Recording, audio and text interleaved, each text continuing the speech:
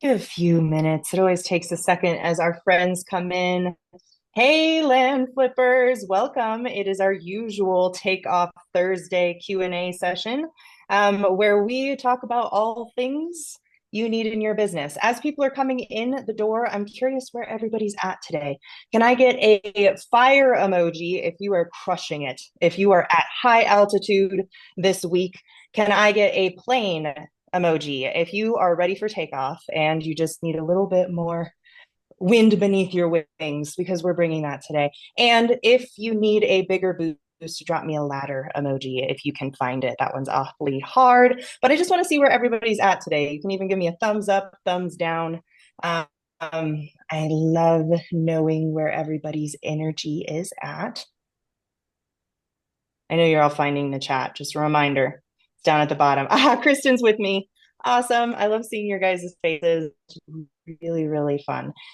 Just a reminder, I am your partner manager here at the Land Pilot. If you need help with dispositions, you can quickly find me at this QR code. I'm more than conversation or a phone call with you about your business, what you got going on. We're always here to help you stop losing sleep over your deal analysis and see your land business soar. Today is going to be really fun, guys. I have been looking forward to this all week, and I honestly just can't get hypey enough about this because I got a little taste of it when I was in Dallas and got to learn a little bit about what Ajay is always up to. And guys, now we actually get to have the sit down conversation. We get to really pick at his brain. I'm glad you made the time. I'm glad you're here. And with that, I just want to say I'm thrilled to introduce Ajay Sharma, the king of land flipping. I'm so excited. I really thought I was great on the phone. I genuinely thought I was like, I'm a killer at this, guys. And then I heard Ajay speak. I was like, oh, no, there's some things to learn. There's some serious things to learn here. And so I'm going to be notes out, pen out, taking notes today. And with that, I want to hand it over. How you doing, Ajay? I am living the dream, Corey, and I can't have bad days. So it's always a good day. Oh, I love that energy too. I think, we're connected in that. Like, this is a fun game. Why aren't we having fun every day? Totally. And I always like to say that nothing worth doing in life um comes without problems. You know what I mean? Like anything of value in your life, business, marriage, my friends that have kids tell me the same thing, right? Like anything that you value in your life is going to come with problems. Another thing I've been saying a lot lately because when you get bigger in business, it seems those problems grow in some ways that are really interesting. And so Mhm. I like to say is, the problems I have in front of me today are problems I prayed for years ago. Right? Like when I Mm. asked the Lord, let me do my first entitlement deal, and this entitlement's kicked me in the face 1,000 times, right? Hey, Mhm. I thought I was praying for the result, but I'm going through the process, right? These are Right. problems I've prayed for and that I'm facing. And so I don't know, it helps bring things to light. And I understand it's overly optimistic and it's a little woo-woo, but it really does make a difference. I think one of my favorite quotes around that topic is our good friend Alex Hormozy, who I don't actually know, but if any of you do here, I just like saying my good friend because Good it's fun. friend. Yeah, Right. exactly. He likes to say if you can be in a bad mood for no reason, you can be in a good mood for no reason too.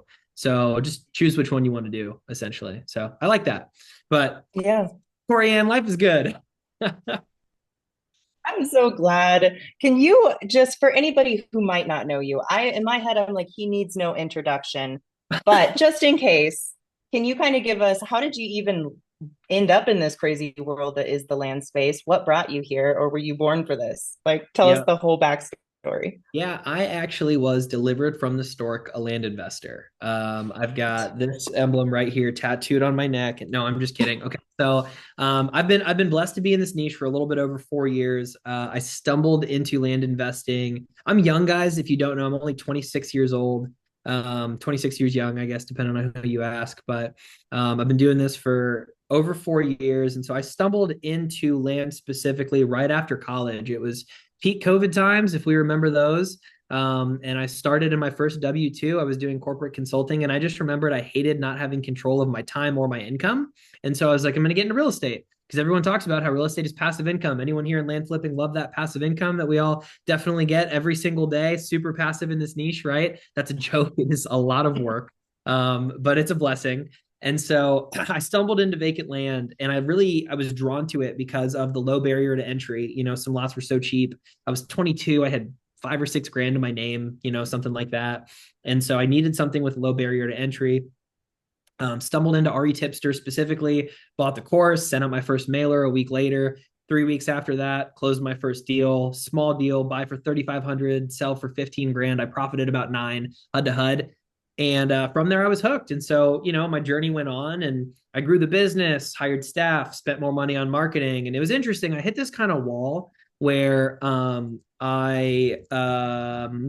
my wife just texted me, and I just need to tell her that we are in the midst of something. Uh, He's a so priority.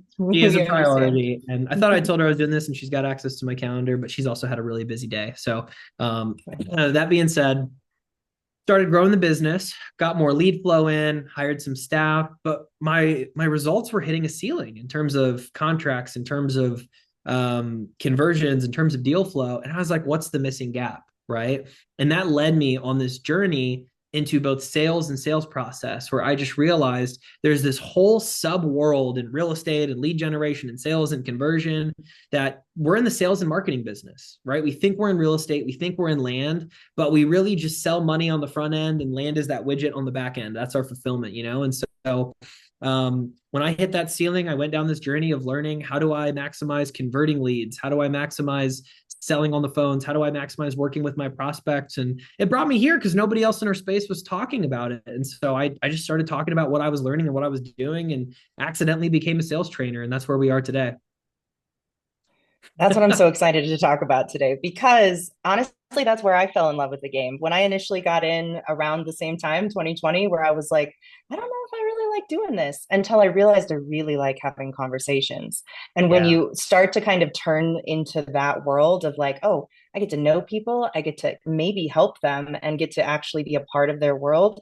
For many people, that's where the magic sauce is, where all of this totally. starts to click. Give us the whole lowdown on what are some of the things that you see often on the phone and what are the objection busters that you like to come across, because I think that's where every newbie starts, and that's where so many people turn around and go, you know what, this isn't for me, everybody hates me on the phone. And I heard somebody once say it's a status, like the phone is always a status. Hey, I've got less time than you do, let's get Yeah, this done.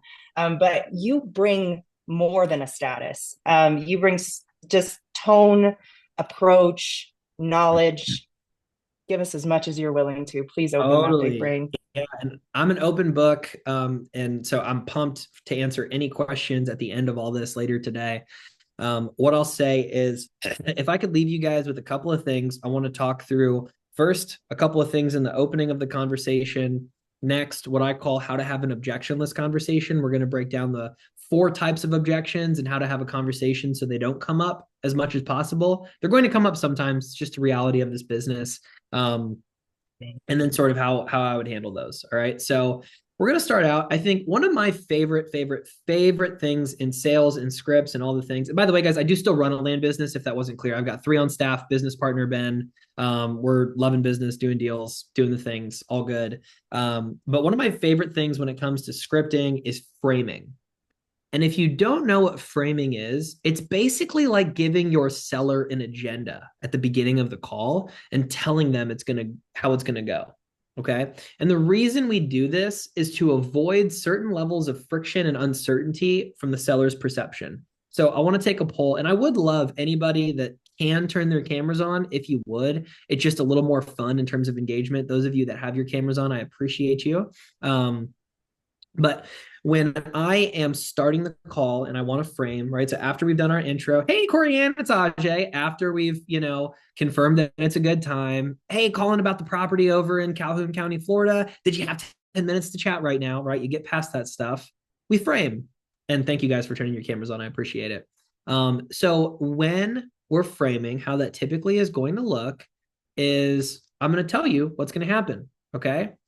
Hey, Corianne, just so you know how these typically goes, I'm just going to ask you a couple of quick questions about the property, make sure I understand the situation. And then at the end of it, we're going to see if we can work out some terms and strike a deal. Sound good? Right. And that ending piece there, you can tweak any way you want. Right. Some people like to stay away from the word deal. Some people just like to say come to terms, sign an agreement. People like to stay away from the word price because it's a sensitive term. But the reason we do that is because how many of you have ever called a seller and within the first 30 seconds, they say, well, what's your price? What's your price? What's your offer? Right? We've all gotten that. That's a part of this business. And so when you frame at the beginning, the reason you do that is so you don't get that line. And if you do, you just run your frame again. That's the cool thing about sales is we basically just say the same thing over again. And typically it trains the human on the other end to respond how we want them to, typically. Okay.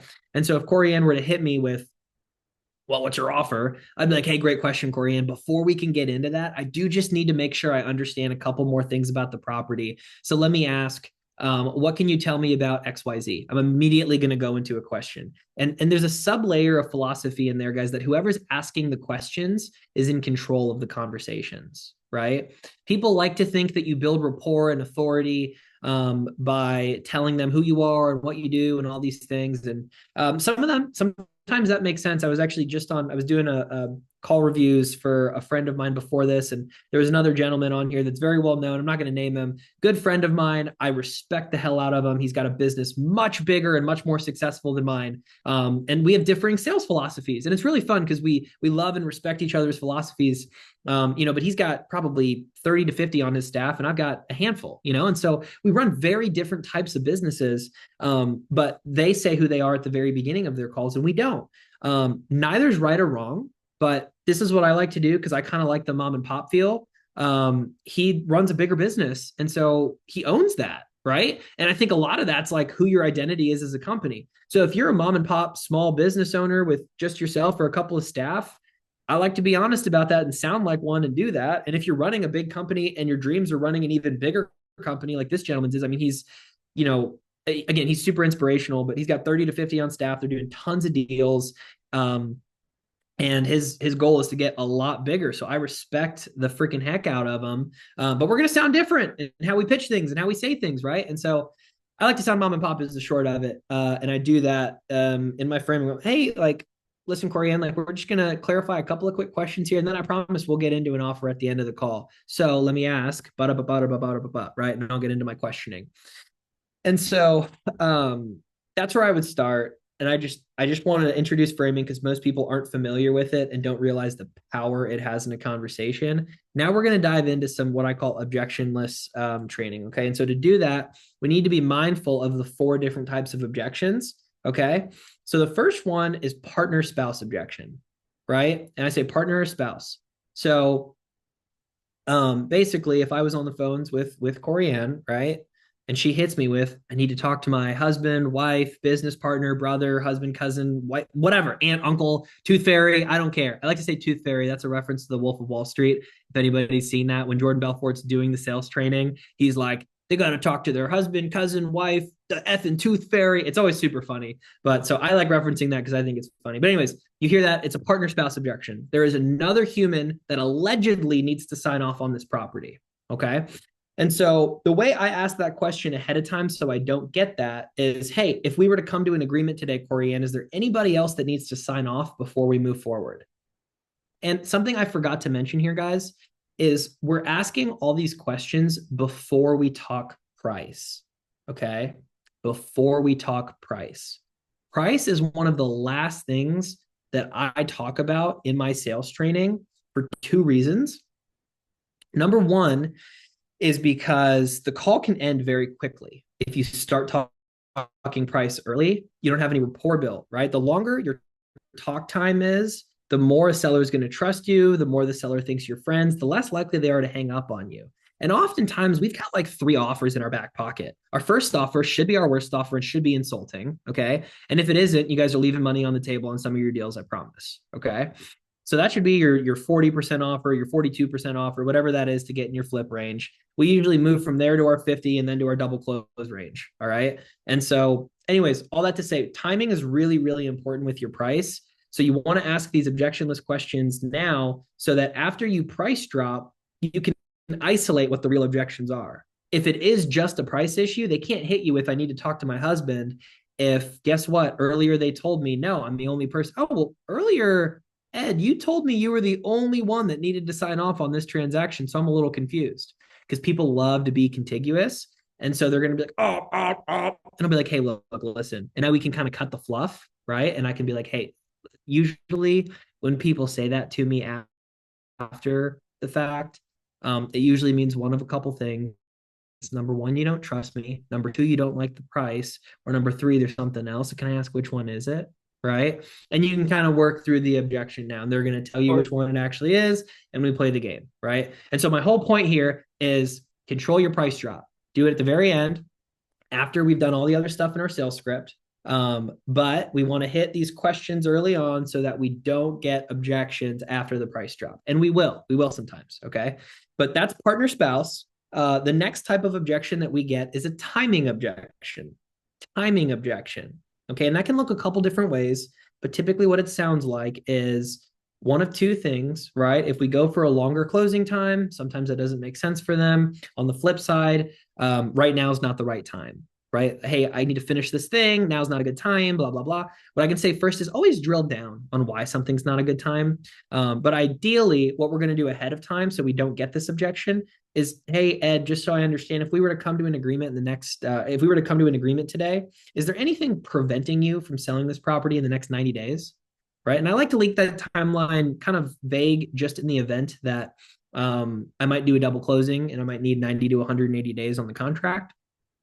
On the flip side, though, um, sometimes we close in 30 if we're doing flips. Sometimes we close in 2 weeks, right? It just kind of depends on the property, on the deal, right? If a deal's good enough, I'll figure out how to get money real quick, right? So, but my question is, hey, if we were to come to terms today, is there anything preventing us from selling the property in the next 90 days? You're going to find out if there is. Well, we actually do need to finish this paperwork. I'm like, oh, paperwork? What's that about? Right? Now you need to drill down, get deeper on it. Grandma just died, title's in her name. They wouldn't have told me that until after the price and could smoke screen it if they didn't like the price, right? A lot of this is because people smoke screen things when really they just don't like the price. Because you know how we as investors are sometimes uncomfortable to make like lowball offers or to negotiate. We're like kind of uncomfortable. So guess what? Other humans are also uncomfortable telling people no and negotiating, believe it or not. And so because of that, they throw up these smoke screens where they're like, I gotta do this. I gotta go talk to the tooth fairy, right? Whatever it is. And so we need to get this stuff out ahead of time so that we can cut to the real fat of the conversation. Does that make sense? Okay, awesome. So that's timing, right? Hey, now's not a good time. Or on the flip side, if it's, hey, why so long, right? Like here's a good one. And I'm trying to give you guys what the objections as I'm going throughout this, if I get them, trying to give you that as well. So if I get an objection like, hey, why does that take so long? One thing I love to do when I get objections is reaffirm the seller's identity to our avatar. And here's what I mean by that, because that sounds kind of fluffy. Is if I'm talking to John and John tells me, "Hey Ajay, that sounds great, but man, why is it going to take you 120 days to close on the property?" I would say something, and ideally, if I was going for a double closing pitch, I'm typically gonna have leading questions, is what I call it. So leading questions like, John, just to verify, you're not in a rush to sell the property. And we all know how our sellers are like, oh, I could hold on to my property for years. The taxes are only $40 a year, right? So great, we're gonna use that to our advantage because we know what the sellers are gonna say. And we're going to say, hey, I just want to confirm, John, like you're not in a rush to sell the property. No, no, no, I'm not in a rush. I can hang on to it forever. Okay, awesome. So now I'm going to go into like a double close pitch because I know he's not in a rush, right? And I'm going to tie that back in the pitch. But if I were to get, hey, why so long? Why 120 days? Hey, John, totally understand. You always want to acknowledge the seller, right? Then you're going to say most people we work with actually have the exact same question and are concerned about how long it takes. What I can tell you is for us to get to this price, we typically are going to need to work with other buying partners, right? And so I need to give them time to do due diligence on that property. Like I said, sometimes we leverage platforms like the multiple listing service to find those buying partners. It doesn't really make a difference for you, John. In 120 days, title company is going to ask you wire or check all the same. What questions do you have? Right. So I'll go through this in a couple different ways. I've got 3 or 4 different talk tracks depending on how I get those objections.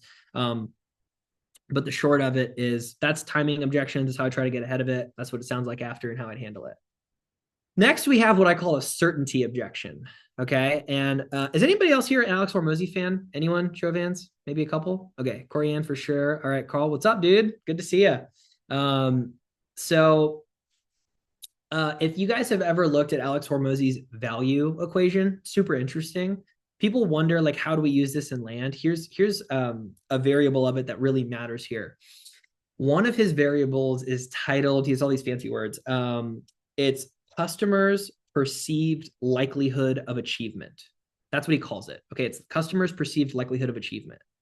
And we're selling, there's the dream outcome times the customer's perceived likelihood of achievement. Their dream outcome is the money we're giving them, right? Hey, Corianne, I'm going to give you 50 grand. Perceived likelihood of achievement means, does Corianne believe Ajay is going to give her 50 grand? Does Ajay even have 50 grand? How's he going to find 50 grand? Do his partners have 50 grand? So how do we establish good trust and authority, right? So this one's actually the most difficult one to overcome. And here's what it sounds like ahead of time. Or excuse me, that's what the objection sounds like is, I need to think about it. Can you get back to me in a couple days? Give me a few days to think about it, right? We get that, and it's like, oh, they don't trust you. They don't trust you. They don't trust you. That's what they're telling you, okay? Which is fine, which is totally fine. Or it's a smokescreen for they don't like the price and they're squeamish and uncomfortable and don't want to negotiate and they're going to ghost you forever, okay?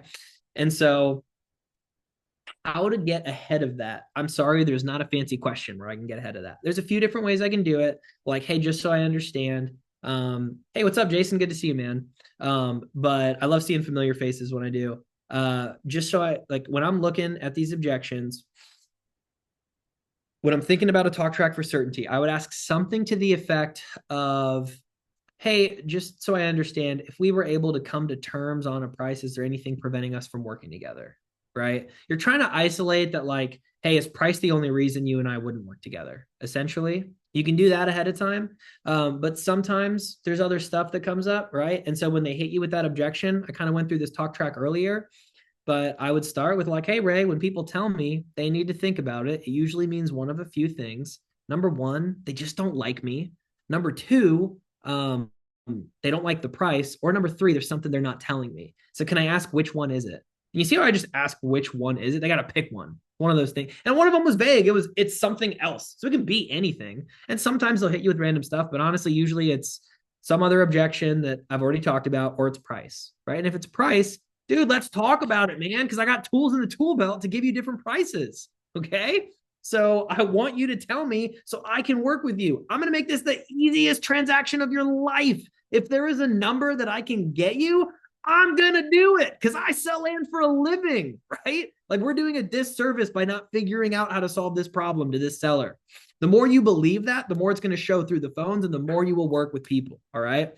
So that's certainty. That's what it sounds like. That's how I overcome it when I get hit with it. The last thing I'll say on certainty is you build authority by asking good questions. And I was speaking at Sumner Healy's event in Vegas just a few weeks ago, and I was talking about this, and I came up with what I think is a good example of when I speak with investors at different levels. And I think about the authority by the questions they ask me. A really good way to know if somebody is newer in land investing, like less than 2 years, especially, people always ask me, where am I getting my deals? Hey, dude, where are you finding your deals? Because for whatever reason, people under 2 years tend to think that there's some secret sauce in a marketing channel. Guys, I have closed deals on PPC, on cold call, on cold text, on market, referrals. I've gotten referrals before. I found them on Facebook. We bought one off a neighbor of a property we got under contract. We were cold calling to sell a property and ended up buying one off somebody. Gosh, like we have like any marketing channel, they all work. They all work. The point of the sales training is that if I have a human that owns a property I want to buy that is interested in selling, we just need to work out terms and price. If we can do that, we got deals. It does not matter where they're coming from. Do different marketing channels and different marketing bring different quality of leads? Sure, right? A cold text message lead where all somebody replied was yes is going to be a colder lead than somebody who responded to a blind offer with a signed contract. I get that, right? But I just need leads. You give me 1,000 leads of humans that own properties that want to sell, and I promise you I will close deals, and I don't care where they came from. All right? Cold calling, cold text, cold email, SMS. It does not matter. It does not matter. All right? All right. The very last objection that I get, also, I just got a contract in my email, so that's fun. Um, nice little project. I was switching slides here and totally got sidetracked. But sweet, we love offers, right? Who doesn't love a good offer? It's a nice little. We bought it for 72.5, cut it up, and just got an offer for 160 on it. Cash closing like 15 days. So we love those. Um, I do not get those every day, guys. I wish I did. All right. Now we are looking at price. Price is the fourth objection and is going to be the one we get most often. And, when I gave this presentation, Corey, and when you saw it in at my event, the Land Scaling Summit here in Dallas a month ago, I threw up like sounds like, and the two things that I wrote out were "f you" and "ha ha ha ha." Because a lot of times our sellers are so mean and they just laugh at us, they curse us out, and they hang up on us, right? Which is why I don't do my price drop until the very end of my call. Because here's what I'm trying to engineer, guys, is you know what? People don't hang up on their friends. They just don't, unless you're getting in a fight. Okay.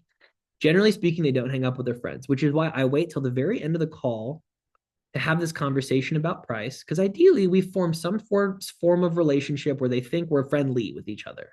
They're a lot less likely to hang up on me if they like me, if they trust me, if they think I'm like a normal guy, right? So that's a reason I wait till the end to talk about price, because I'm just trying to avoid being hung up on. Another way I try to get not hung up on is I shift blame when I'm price dropping. Okay, some of you guys have heard me talk about this in some podcasts before. But if I'm making an offer and I'm talking to my friend Mario here, I'd be like, "What's up, Mario? Man, so look, man, I'm looking at your property and I'm seeing that for 40-acre tracts like this in Mojave County, Arizona, I see investors are paying between 12 and 18 grand.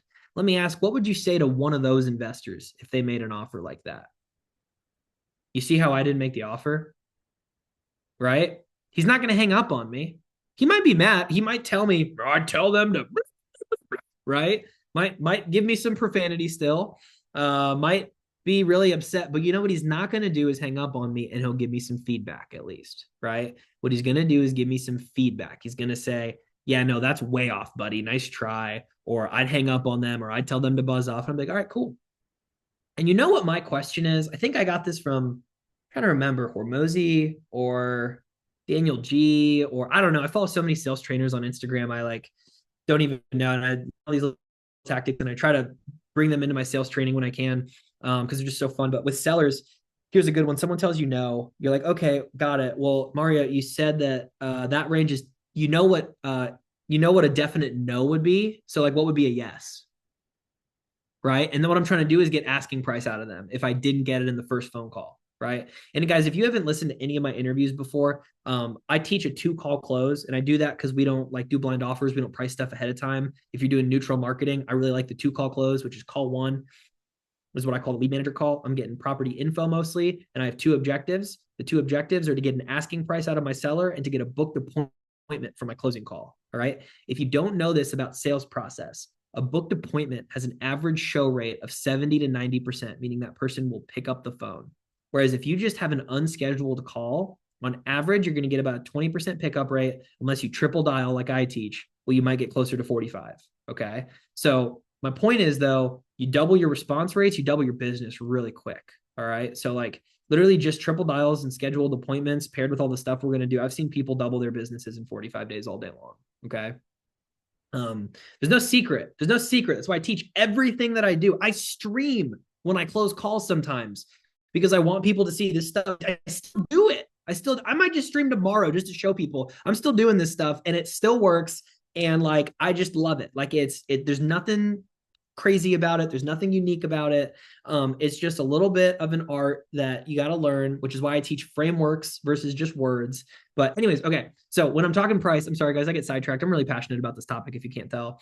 But when I'm talking price, I shift blame in my first offer. You're either going to get a, well, it's pretty close, right? Or you're going to get a FU. I'm expecting an FU. So I'm pretty happy when I get, we're pretty close, right? And so if I get that, I'm like, got it. So you know what a definite no would be. Can I ask what would be a yes? That's me asking for an asking price without saying, well, dude, what's your price? So what do you want for the property? Okay. That's like a more invasive question. But it's a way to get them like, dude, they just told you they were going to say no. Ask them what a yes would be. They've got it in their head. Tell them that, hey, it sounds like you've got a price in your head. It sounds like you know what a no would be in your head. What would be a yes in your head? Right. And so that's where I start. And now here's where we start getting into price negotiation specifically. And Corey, we have an hour, right? So do we have a hard stop too? Because sometimes I go over. I'm we will spill over. We're here for you. If you'll give us extra time, we're very happy. Okay, we'll see. But I want to gauge because I want to make sure people get Q&A in because I know there's so many nuances here. I know people have questions, and I know that I'm a talker. And so, um, all that to say, now we get into negotiations. And my goal, keep in mind, guys, we've got our offer and we've got their asking price. And you should never start negotiations without having isolated the other objections first, because sometimes people think it's about price and it's not. And you just end up offering people more money for no reason. Okay. So we have our offer, we have their asking price. My goal is to get these as close together as possible, right? If not, I want their asking price below my offer in an ideal world, but it don't really play like that sometimes. All right. So most of the time it doesn't. So we're going to talk about how we get these closer. What I'm going to say, right? So, hey, it's pretty close. Got it. It's pretty close. You know what a no would be? What would be a yes, right? So I'm trying to get some number out of them. They tell me 22, right? So now I've got an asking price. I'm going to do what I call looping as much as possible. And this is where I basically just say the same thing over and over again to try to get them to volunteer lower prices. Okay. Here's what that sounds like, where I'm like, hey, got it. And guys, use a little tonality here. Slow down, inflect downward. Okay. So slow down. We all know what that means. When I say inflect downward, that's like with your voices. When you inflect upward, it sounds like a question, right? Corianne? See, like I'm almost calling to her. Whereas if I'm like Corianne, it's a little scary almost. Yeah, exactly. So I don't know. That sounded a little murderous. I shouldn't do that with names. I should do that with something else. But all that to say, I'm gonna loop them downwards as many times as possible. The way that sounds is I'm gonna be like, okay, got it, Kristen. Well, let me ask you. I mean, you're at $22,000. Is that the absolute lowest you would sell this property for? You see how I slowed down and I inflected downward and then I pause. Shut up. All right. Got that late night DJ voice. Who teaches that? Chris Voss, right? Chris Voss. Yes. I definitely learned a lot of tonality from Chris Voss. If you haven't read his book, Never Split the Difference, I would highly recommend it. The audiobook's actually phenomenal too. I think I did the audiobook while working out at the gym. So that was real fun. Okay. So you're going to loop them down, right? And they're going to tell you either yes or no a lot of times, right? They're going to say something to the effect of like, yeah, no, like 22 is probably the lowest I'd go. And then I'm going to try again. I'm going to say something to the effect of, okay, got it, Kristen. I understand, right? Always acknowledge what they say. And then I'm going to hit them again, just slightly different. I'd be like, just so I understand. So if my offer was below 22,000, I mean, would it even be worth it for me to call you back? Right? Like, should I even call you back if it's below 22? And if they hit you with something, well, you can call me back. Awesome. I know they take below 22. That's all I need to know. Right. Now you know you have room for negotiation and you can make that offer. Right. If you remember, my initial range was between 12 and 18. And I'd be like, well, look, I am an investor. So it does look like I'm going to be in that range. I might be able to get to that upper portion of that range. And you said you'd be willing to hear an offer. So, I mean, can I make one? Person, sure. Okay, fine. It looks like we can get you about $17,000. And then I just wait. She's like, no, that's probably not going to work. Okay, got it. And I mean, and now I'm going to isolate, right? Always isolate objections. So just so I understand, Kristen, aside from price, I mean, is there anything preventing us from working together? No. Okay. Okay. I understand. Well, you're at 22. I'm at 17. I really want to work with you. I can fight with for you. You know, I'll talk to my partner. I'll talk to my boss. I'll talk to the tooth fairy. I'll talk to whoever. I'll fight for you, but I mean, is there any room here, anything at all? And they're either going to volunteer stuff or they won't, right? But the point here is you just want to loop as many times as possible. I think in one of the streams I did, a seller volunteered themselves down at least $6,000. Like I did it 2 or 3 times, and there gets to a point where you're kind of like, okay, I don't know if I can do this a fourth time, you know. But guys, I mean, asking a couple of questions for 90 seconds. If you make $4,000 in 90 seconds, what's your time worth in that scenario? You know what I mean? So like these are micro skills and negotiations that are infinitely valuable, in my opinion. So that's how I would start with the negotiations, right? And then for those on the call here that do double closings. I feel like most people do. Some don't, but I like them. I like to be upfront about them, at least at some level. So if let's say this property is worth 40, I think is what I said. I offered 12 to 18. They said kick rocks. They really want 22 or whatever, and I can double close in that range. All right. So I'm listing a bunch of assumptions here. Maybe it's true, maybe it's not, but here are the assumptions. If I know I can do this price at $22,000 at a double close, here's what I'm going to lead with. And a lot of us send out mail or tell people we close in 30 days during our pitch or whatever you feel like doing. I say 90 in all my stuff just so that expectations are set right. But I'm going to go for my double close pitch. And I would say something like, if you remember me isolating my objection, I'd say, hey, Kristen, just so I understand, is there anything preventing us from working together besides the price? And you're going to say, no, it's just price. And be like, okay, cool. So just to make sure I get it, right? Just to make sure I get it. If I was able to get you your price, we'd be able to do business together. We'd be able to work together. Is there anything preventing us from whipping out an agreement today? Right. And you're going to say yes or no, depending on how I phrase that question, if it's a positive or negative, right? Like, okay, got it. And just to confirm, you're not in a rush to sell the property. That's my leading question when I go into a double close pitch. And they're, oh, no, no, no, I'm not in a rush, right? I could hold it for 25 years. The taxes are 10 cents a year, whatever they tell you, right? Okay, great, cool, awesome. Well, then I actually might be able to get you your price. We might be able to do that. The terms just look a little bit different. Do you want to hear more about that?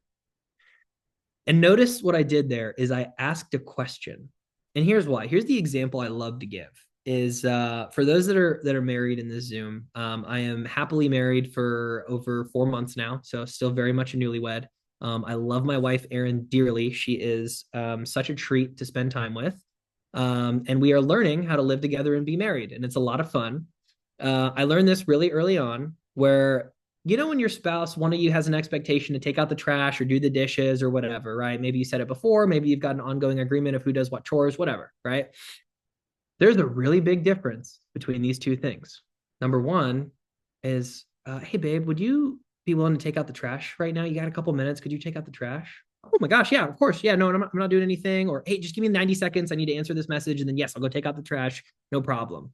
Versus, babe, can you take out the trash? You still haven't taken out the trash. Why haven't you taken out the trash? Take out the trash, right? See how different it is when you ask a question versus like assert or assume, or like, why haven't you done this? Or just do this, right?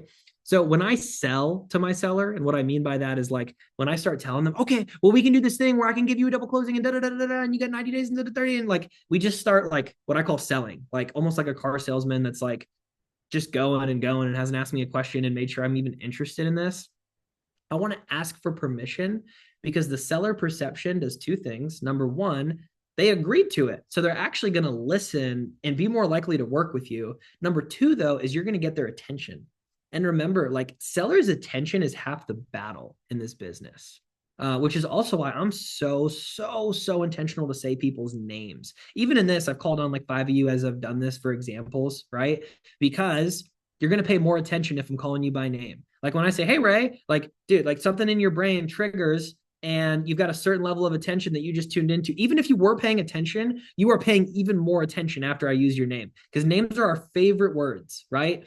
And so our names specifically are our favorite words. It gets our brain focused. It gets our brain paying attention. You're cognitively trained to respond to it. So I do it with my sellers all the time. But anyways, if I'm pitching, right, I'm talking to Ed. I'm going to say, hey, Ed, not in a rush to sell the property. No, I'm not in a rush. Okay, awesome. I actually might be able to get you your price. The terms just look a little bit different. Do you want to hear more about that? You're going to say, heck yeah, Ajay, I love you, brother. Let's hear it. I'm like, all right, let's go, Ed. What's up?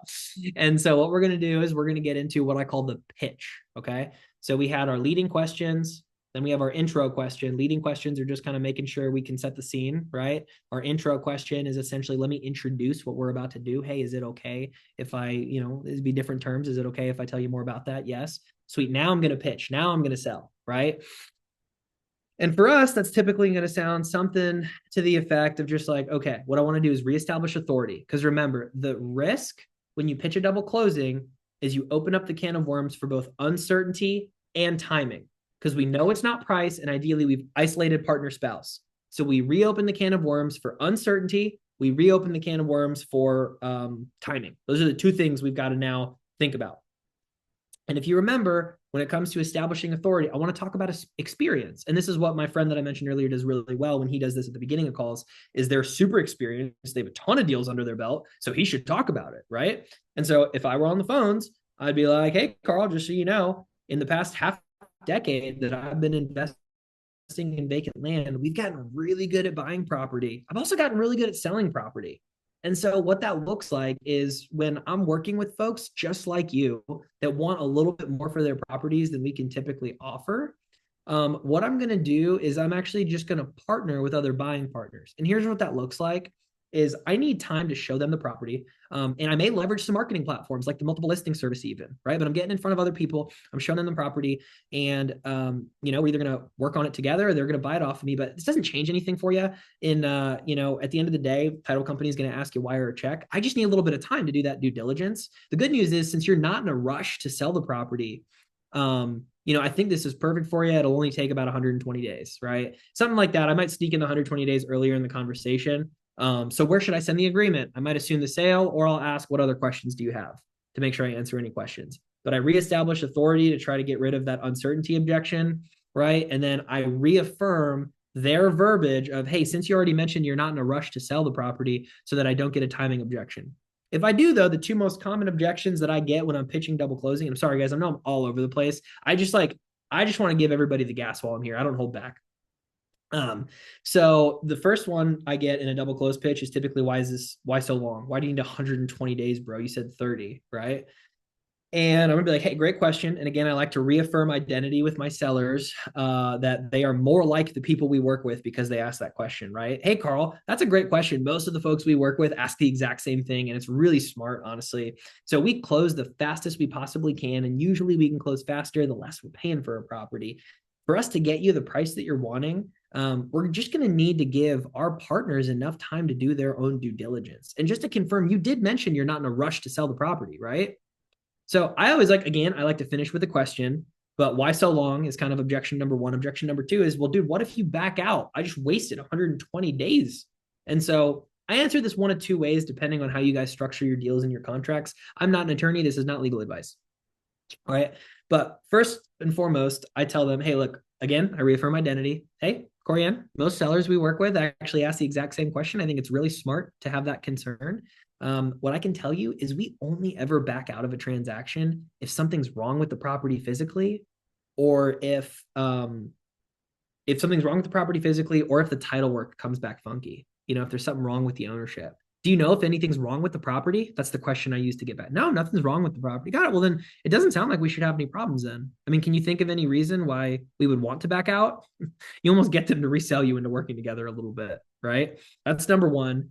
The second one is if you offer non-refundable EMD, that's what you can do here, right? Is you can be like, hey, totally makes sense, Corianne, really smart of you, to ask that. And like, I'd have the same concern if I was working with somebody like me.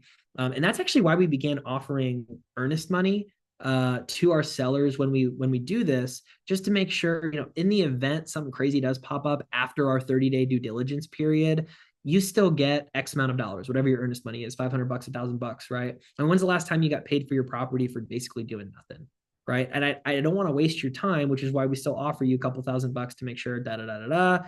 But again, like, the only reason we typically back out of contracts is if something's wrong with the property physically or title's messed up. Do you know of anything wrong with the property? No? Awesome. Well then, what's your best email for me to send the agreement to? Let's go over it together. Bada bing, bada boom. Okay, guys, I have gone through framing. We talked about how to have objectionless conversations. We talked about what it sounds like when you get the objections and how to handle a lot of those. We talked about double closing talk track, and I use price and timing as levers to pull so we can do double closings. I need to shut up now so I can answer some Q&A. What do you guys have? Corianne, cue me if you got anything first ready to go. Well, first, I just want to note that everybody is clearly loving this because you're all touching your faces. And that means we're learning something because we're Right. thinking. We're like, oh my gosh, okay, let's write this down. And I'm doing the same thing. And one thing that I had noted that you had brought up over and over and over again is you don't say why, how, and what. You say, just so I can understand, just so I can make sure, just to confirm. Hey, that sounds like none of these are just like, well, why do you say that, George? So, can you tell us a little bit? when you sit down with dinner with your wife, are you saying, just so I can understand in conversations, is this a part of everything or is this Oh just a part of a gosh. sales technique? It depends because honestly, you know what's so funny? Gosh, your spouse gets to know you, obviously, right? And so I think there is so like I could do another one of these just on like leadership and how we've led our team and all these philosophies on making people think ideas are their own a lot, but sometimes you want to tell people what to do. Hey, I'm so tired. Yeah, well, you didn't sleep at all and you're not drinking water. And when's the last time you got some sunshine? Well, your wife's not going to respond super well to that, even if it's all true. Okay. Yeah. And Yeah. so I like to ask for permission. Hey, love, can I Mhm. make a suggestion? I did notice you haven't had a lot of water lately. Do you think that might contribute to any of you feeling tired? Right. So, but she's been with me. We've been together half a decade. We've been together 5 years. And so if I start with, can I make a suggestion? She kind of rolls her eyes at me, but it still works. I'm still going to do it because it's always going to be less invasive than being like, drink water, go to bed early, and she's Yeah. phenomenal. I'm just giving an example that I think most couples go through. Is there's always one partner that goes to bed really early and then one that likes to go to bed late. There's always one that's like a caffeine junkie and one that's not. It's so funny. I feel like opposites attract in all the best ways. So anyways, yes and no, Corianne.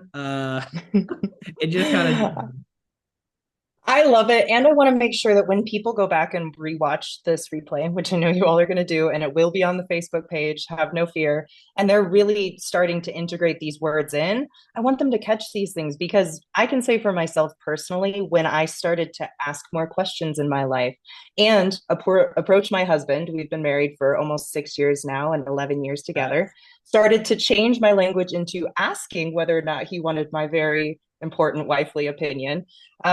It changed even that relationship. And now, okay, right. let's pull that back into business, what we've been talking about. Imagine implementing this in everybody that you're speaking with.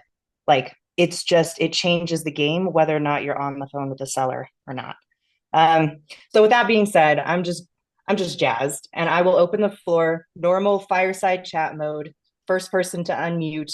You get to have the first question. If we start to stack up, I'm watching the chat, y'all, in case that's more comfortable for you. Um, but yeah, Jason, Ed, Mario, Carl, Jean, Ray, Kristen, I'll pop what y'all off. thinking? First off, Hey, thanks. Ray. Hey, What's up, Korean. Ray? What's up, man? Thank you so much for the game. So I'm pretty new to wholesaling in general. Okay, Uh, welcome. yeah, I got started back in June, so pretty fresh. Oh wow. But as Corianne brought up this class today, I had a land deal that just landed in my pocket that's in a very sought after area that people are building in. So my question is, it's through an agent. I from all of what you're teaching today is basically direct on it. Um, have you found that the verbiage transfers well to agent with these as well? I'm already assuming most of it does. I could just tell it's literally easy transition. But um, what have you found on that? Like, does this kind of work the same for agents as well? Yeah, that's a really good question, Ray. I think there's some nuance there. So, like, I have to hit you with a classic business consultant answer of it depends. And so here's what I want you to think through is ultimately agents aren't the decision makers. And that's the friction here. Is, you think about like a partner spouse objection. It's not exactly the same, but the point being, at the end of the day, the agent's not the one who gets to say yes or no. So you can't work through objections in the same light. What I can tell you is people are people are people are people are people. So, like, yes, from the perspective that a lot of this stuff will work as you're chatting with your realtor, use the same verbiage, work through stuff, try to figure stuff out. Um, Something I don't talk about publicly very often that we do frequently when we're talking to agents is we ask the agent about their relationship with the seller. It'll typically unveil, because here's the difference. Okay. If I am working with an agent and I'm just like, hey, can I ask like how long you known the seller? Right. And they're like, oh, we've gone to church together for 20 years. They're not going to be very responsive when I lowball this sucker. All right. Versus I had a deal on market listed at 450. Okay. I asked the agent, same question, how long you know him? I was like, oh, I don't know him at all. I just cold called him off of an expired listing. I'm like, oh man, you're a hustler, aren't you? He's like, oh yeah, I'm just a deal maker. I'm like, all right, man, well, let's make a deal. He's working with me now, not the seller. Right. So my point here, we ended up getting it under contract at 170. But that's neither here nor there. The point being, it's really important to understand the relationship between the agent and the seller. And then I might ask some questions on top of that of like, a kind of baity question I like to ask is, hey, I've noticed this has been listed for X amount of time and it hasn't sold yet. What's wrong with it? You almost make them either tell you whatever's wrong with it or defend it. Like, got it. And so, do you think the price is the issue? And see if you can get them to downsell a little bit. Like, do you know what the seller would go for in terms of price? Because I definitely won't be able to get you at ask, right? And you can see what you can sort of get out of them. Tell me have they turned down other offers, right? So you use a lot of the same philosophies, but you need to make the realtor think you and the realtor are on the same team. And that's the philosophy I talk about with my reps all the time is like, listen, my acquisition manager's name is Veronica. I say, Veronica, you got to make the seller think you're on the same team. Use me as the enemy. Use Ben as the enemy. Ben's my business partner. Use one of us as the enemy. Gotta get the approval from Ajay. I've got to get the approval from Ben. I'm fighting for you here, Ray. And you want them to think you are on the same team. Because if you are, like, you're just more likely to do the deal, you know? And so it's the same with the realtor. Make them think you're on the same team. They got it. Like, okay, so it sounds like you're trying to sell a property and I'm trying to buy a property. So I think we might be able to work something out here, Make a joke of it. I would say sell in your own way too, like be authentic to you. I make a lot of jokes. I'm really funny too. My wife thinks so. Not so much, not all the time. Sometimes though. But I do love humor. I joke about a lot of things. I like to keep things lighthearted. And because of that, when I sell, I do a lot of the same stuff. But that's because it's like in integrity and authenticity to who I am. I would not ever train someone to sell like me if they aren't like me in other areas, right? You can use a lot of the same verbiages, just like make them your own is what I would say, right? If it doesn't sound like you to do something, just don't, unless it's like a Chris Boss technique, then you should. But does that help, Ray? That helps a ton. Yeah, that's solid. And then I guess how would you find do you do dispo as well? Do I do dispo? I need you Like to. do you find the buyer? We do some in house. I say we work with realtors maybe 30 or 40% of the time. I've got to have a realtor that I really, really like if I'm going to work with one. Otherwise, what I'm going to do is I have a dispositions manager in house. Her name's Taylor. She is phenomenal at what she does. When the market got tighter back in like 2022, I just realized not only did we land investors get lazy, but realtors got really lazy. They just like sat around and waited for contracts to be submitted. And so again, because I'm a sales guy, I'm a lead junkie. I'm like, give me all the leads so I can work them to optimize the potential outcome for striking a deal. Any human that calls a listing with a property in a city with a price on it is a buyer. And you should never treat anyone any differently, right? You should financially qualify. And yeah, sometimes there are some tire kickers. Don't get me wrong, but you treat everybody like a buyer. And I don't feel like agents do that most of the time. So we do. I'll tell you what, we actually even have a shared line on open phone that we we have some methods where we post stuff around and we'll go directly to our line instead of an agent sometimes. And we'll work those leads because so many come in and it's a shared line between me, Ben, my dispo manager, Taylor. All three of us will answer them. And like, I don't mind. Like, that's money. You know what I mean? If I'm marketing for a $1.4 million subdivide I've got on the market, I'm picking up the phone if a buyer calls.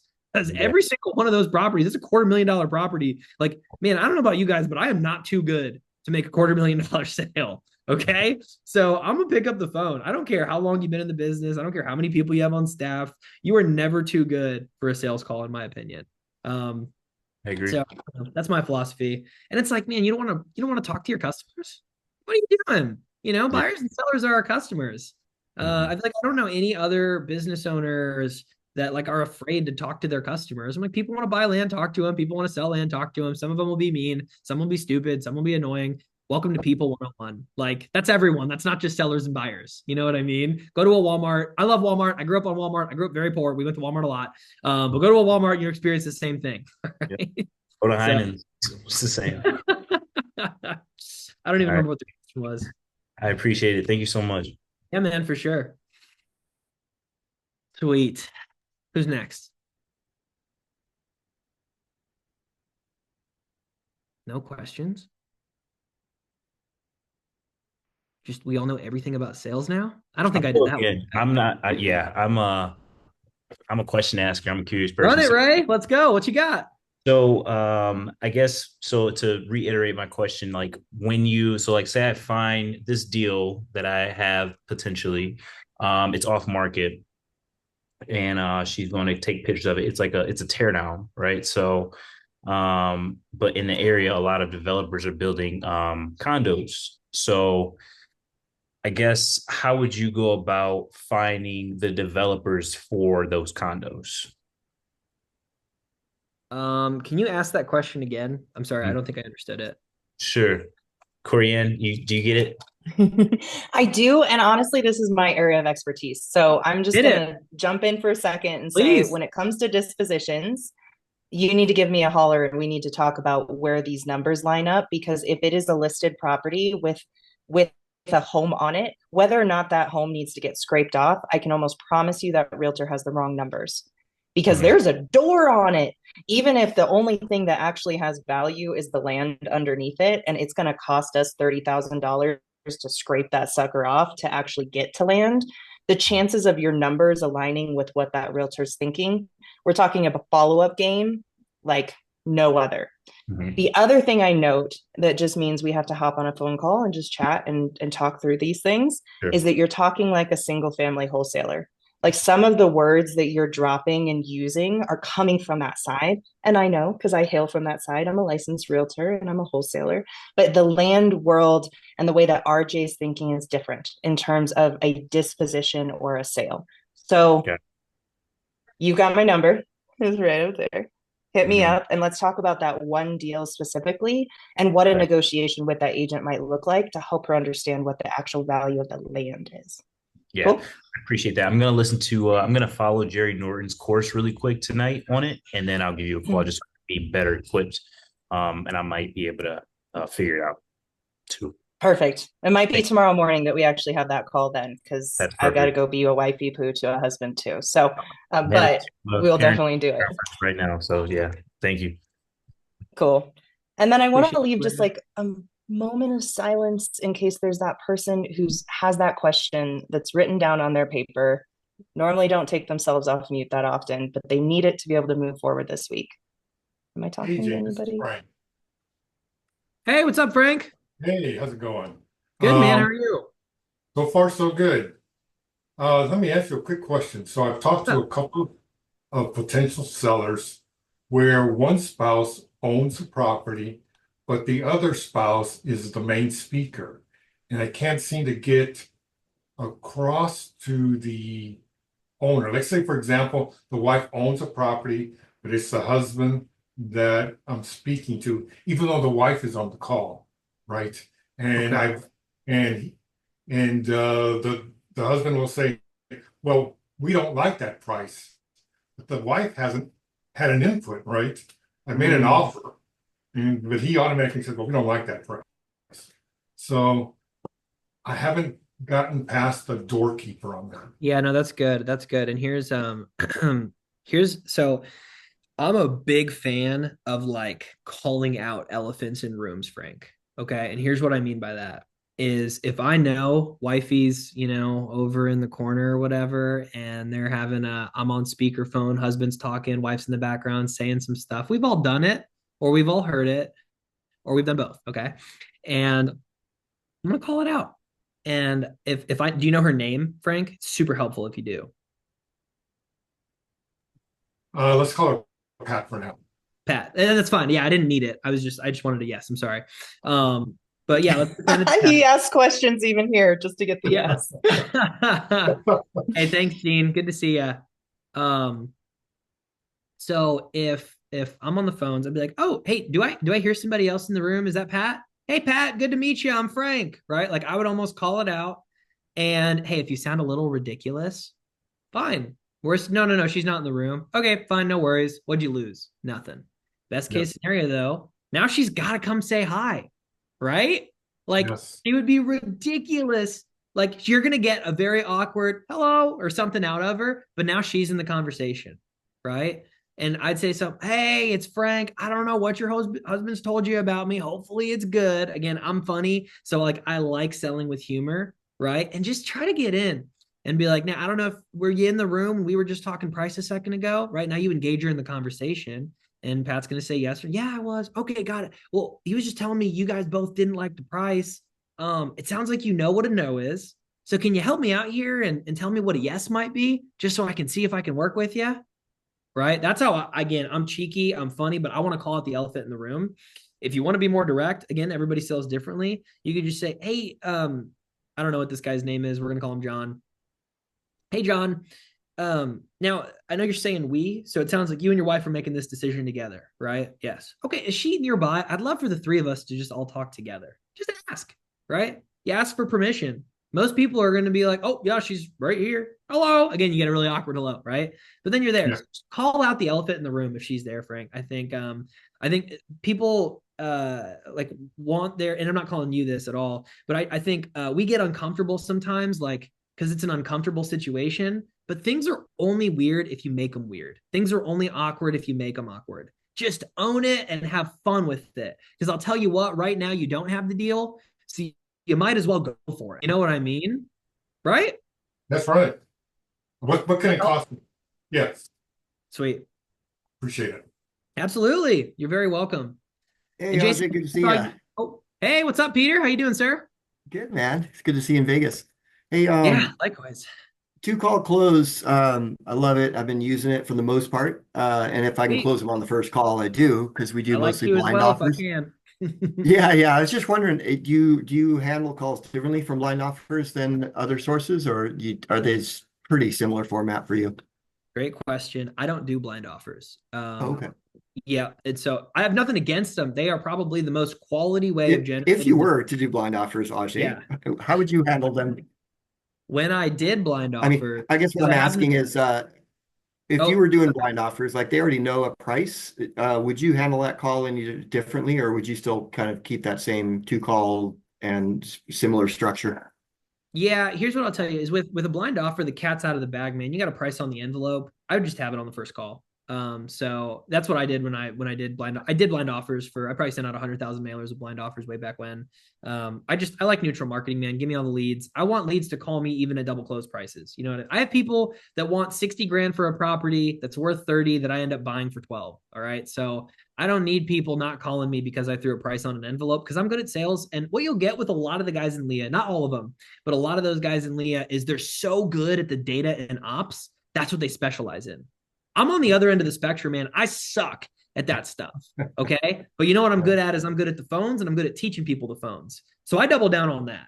Right. So that's the big reason for my ideology on cheap neutral marketing, on doing more double closes, on having sales staff, on like that philosophy. Neither is right or wrong. Like there's so many ways to do this business and do it profitably and enjoy your life. I would say just like double down on whatever skills you have naturally, but everyone can get better at sales and it will benefit their business. I firmly believe that. I Yeah, don't for care sure. introverted, extroverted, ops driven, data driven, doesn't matter. Like talking to Yeah, humans is like, we're in the people business, right? We're in sales, we're in marketing, we're in land, we're in people. I've never sold a piece of land without another person involved. I've never bought a piece of land without another person involved. I need to understand how absolutely. people work to buy and sell land from people, So yeah, man, that's again, I get real jacked up about this stuff. And I know my wife won't want to hear it when I get done here. So I got to get it all out now. Appreciate it, man. Have a good one. Yeah, you too, Peter. Good to see you a few weeks ago, my friend. Sweet. Any other questions? Thank you. You're so generous with your time. Thank you for just being a nerd about this stuff. It gets me hyped. Like, I don't know if I can get on the phones at 6 p.m., but heck, let's go. It gives you that energy. So thank you for bringing that to our family and our community. How can we be a cheering squad for you? Where can we find you? Where can we like, love, subscribe? What do you need from us? Totally. I love it. I am most active on Instagram. My handle is at investing with Ajay. If you don't follow me, I'll drop that here in the chat. It is at investing with Ajay. I think that's my handle on all my other socials too. I'm just most active here. Yeah, I don't do a ton of coaching, but I really enjoy sales and sales training. So if that's something you're interested in, I'm happy to have a conversation. I think I had somebody in the DMs, Roman, was that you that said something about it? If you're really interested in potentially working together, either DM me or just email me, Ajay at assetsforacres.com. I'm super active on both. You might get Kaylee in my emails. That's my executive assistant. She handles all my emails. But yeah, no, I just follow me on Instagram, and I love doing the podcasts and the webinars and things and just helping people. So that's all I got. Thank you, Ajay. You're the best. We loved having you. Maybe we can have you back next year for that leadership training you were talking about. I'm open. All right. Well, thank you again, everybody. We'll see you next Thursday, every Thursday at 6 p.m. EST. Thanks, everybody. Bye. Thanks, everyone.